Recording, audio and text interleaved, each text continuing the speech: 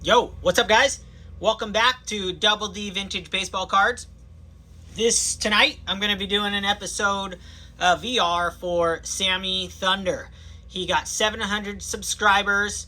And if you guys are not familiar with his channel, please go check it out. If you like vintage and you like he does little shop tours that he goes to, flea markets and stuff, and I really enjoy that because I don't get to do that stuff. Talked about it before. So he's doing a giveaway, and his contest is awesome. So first of all, I'm learning that I really enjoy doing these VRs. I get to go through my collections, and lately I've been selling a lot of things that, another conversation, but selling things in my collection that I've, either never really been happy with when I got them, or I just need to make room for other things that I just appreciate more and certain things. But I'll go into that later. But while I was doing this, getting ready for this, I go through all my cards. And that's the funnest thing about it. It keeps me... it reminds myself that I just have an awesome collection. And I don't need it. None of us need to buy more cards. It isn't about that. We all love to buy cards, and I buy plenty of cards, and it's so fun. But then when you get a chance to go back through your entire collection, you spend the time, it really is just awesome. And you can go through. So what I did with his deal, he wanted to take a pitcher and hitter from pre-war, from 1950s, 1960s, 1970s, and 1980s. So I based mine. He said, pick your favorite ones. So a lot of these are going to be my favorite cards I've had for so long. And some recent pickups. Some cards that I've had longer than any other cards almost in my collection. Some of the players are going to be some of my favorite players.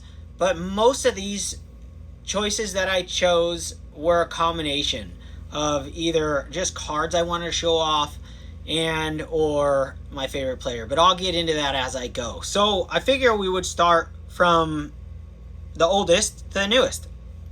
So pre-war first, and I have a nominee, although I just wanted to show this card off. So first card I'm going to show you, which is not a pitcher, but he does have to do with my hitter. So I just wanted to show the card off. I've never showed it off before. It's my only T206 card. It's from 1910 Piedmont Cigarettes. And let's see, I'm going to bring it down from the top.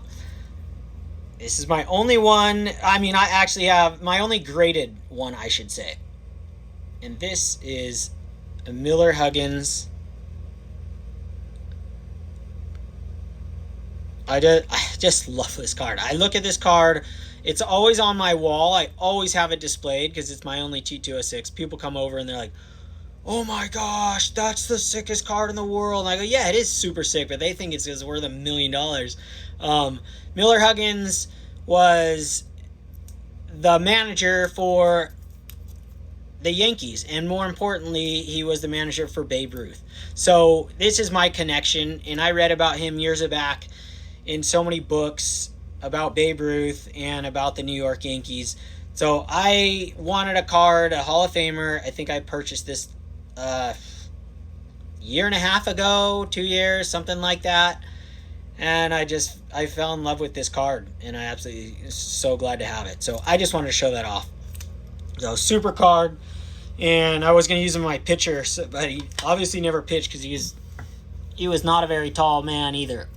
But we'll go into him another time. So my pitcher, without further ado, I'm going with Lefty Gomez, 1941 play ball. And you guys saw this. I picked this up not too long ago. And Lefty was an incredible player. He played for the New York Yankees. And I believe he won 3 World Series with the Yankees. He was a 7-time All-Star, 5-time World Series champion with the New York Yankees, 2-time Triple Crown winner, and so many other records, and just an awesome card. So I really just love this card. Oh, that is my pitcher. Set him up. You guys see I have my home run leaders back there. Combo card, and then the 65s, and I have another one below that. A different one. I'm just going to try and film. I really like doing these videos too because I can just set them up in different levels of my displays. So it's really fun for me. I get to enjoy it. All right, so my hitter from that era, you guys kind of already probably figured it out. Babe Ruth.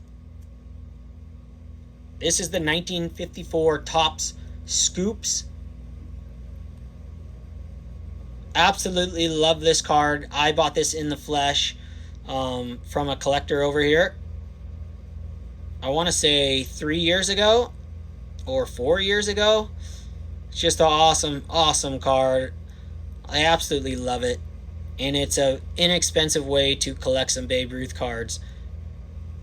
I don't have any of his plain day cards, so this is as close as we're going to get. And I love the back on it too. It's just awesome. So when I got this, I was like, dude, this is the best looking 4 I've ever seen in my life. And that's kind of when I went on the 4 train. So you got the little nick here and some things, but I realized, man, 4s are epic. So Babe Ruth, just an awesome, awesome card, awesome player. And I grew up with Babe Ruth on my walls as a kid. Him, Ted Williams, Lou Gehrig. I had black and white photographs everywhere. Put him a different way. All over my room. My mom got them for me. So I grew up looking at these guys. So next is going to be 1950. And my pitcher, in this case, is going to be my catcher. But my pitcher, I picked this card. Warren Spahn, 1951 Topps Redback. I have an obsession with this card. I had this card. I had one of these cards like 20 years ago, and I sold it, I want to say 5 years ago as an SGC. I don't remember what the grade was, but Warren Spahn has been one of my favorite players as a kid growing up, like looking at vintage cards. I always thought Warren Spahn, that was like, oh, that's as vintage as you get. And these 51 Topps cards to me were like, I mean, these were untouchable. I never thought in a million years I'd own a card like this. So I had to show this card off. I've had it on my wall for a while, but he's not on the wall right now. So it gives me a good chance to show him off. And it's Warren Spahn. And look how young he looks. This is such an awesome card. Warren Spahn, unbelievable pitcher. And he's the longevity guy. You guys know I love that about pitchers.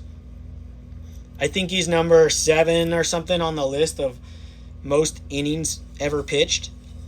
And you look at his stats and they'll just blow your mind. Absolutely blow your mind.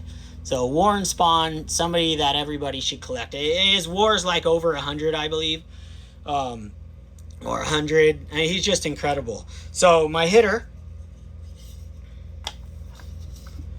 is none other than Yogi Berra. 1952 Topps card. It's so funny. I mean, Yogi Berra. When I was a kid, Yogi Berra was, if I saw a baseball card of Yogi Berra, he's like Mickey Mantle to me. I mean, it was untouchable, unheard of. And I read probably 3 or 4 books about Yogi Berra, and every book I can get my hands on. I love Yogi. He's just an incredible, incredible ball player, incredible person. And the 1952 Topps set, I always have an obsession with this because my dad was born in 1952, and I always just like, dude, Dad, why didn't you just buy a box? It's got to be upstairs. So my grandma Pat, she was a what you would consider a hoarder, but a collector, a super collector of things. And Barbie dolls, like 12 feet high in the living room, stacked, never opened, things like that. So I always pictured him having a box up there that he's never touched. But he said he was just a comics guy, so I got all his comics. But Yogi Berra, unbelievable. 10 World Series championships. He's just absolutely nuts. 3-time MVP. 18 times All-Star. I think he was an All-Star every single year he played except for his final year, 65. and he batted 4 times. But I think he was an all-star every single year. I don't think they did all-stars when he first started, but after that, he was the king. Just awesome. So pitcher-catcher combo right there. So we'll move to the next year, and the next year is going to be really cool. I'm going to bring these guys back out to the front because next year I'm going to bring out the younger version of these 2 guys. Give it away a little bit. I love these 2 photos of these players. Warren Spahn, 1965 tops. I mean, how cool is that? You put it side by side, young and old. I brought these cards out because when I was going through them, I love looking at people age like that. I mean, look at that. How cool. He's still playing. Just awesome, right? And I love this card. I mean, most guys, I don't like the cards without the hats on. But this card, it just... if he would have had a hat on, he'd look way younger. And I just absolutely love how it is. I love it. Absolutely love it. So I really wanted to have Warren Spahn. And look, he pitched. He was such a longevity guy. I thought that was another cool thing to have. Have him in both decades. So this is the 60s, as you can see. 1965 tops. So really cool right there. Put those boys right there. And the next guy is going to be from the same... oh, shoot. Sorry, guys. From the same team. Uh-oh. 1 second. Having a light malfunction. All right, there we go. 1965 tops, Yogi Berra. Look at that. So let's bring this guy back. Another pitcher-catcher, same combo. And look at that. You got the old, you got the young, and then you got the old. And this was his last year right here. So 1965. I wonder about Warren Spahn. I wonder when did he stop? This might be Warren Spahn's. Did he have a card in 66? I don't think so. Guess that wouldn't tell you on the back of that, would it? Man, I'm going to have to check that out. I don't remember his last card, but I feel like it might be 65 too. That'd be awesome. So how cool is that? 1965. Look at that. It's just so neat to see them side by side like that. Yogi. And he was the coach as well. Manager. I don't know if he's manager or just coach. I think manager. Awesome. So that is the 60s. So stoked on these cards. I was so stoked to go back to these cards and just like, man, these are insane cards. So insane. Let's see. All right, next up, we've got, where did the cards go? Oh, here they are. All right, we got the 70s.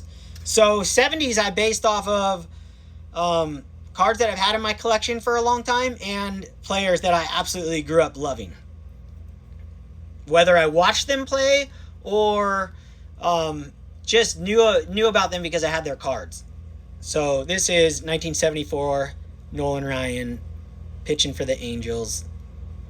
And this is a double D Shaka grade 6 ST, so 6 stain. So there's a stain on here.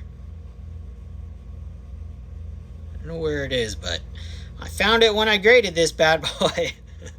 So, just awesome player. Nolan Ryan, unbelievable. Another longevity guy, probably like number 5 on the list or something like that.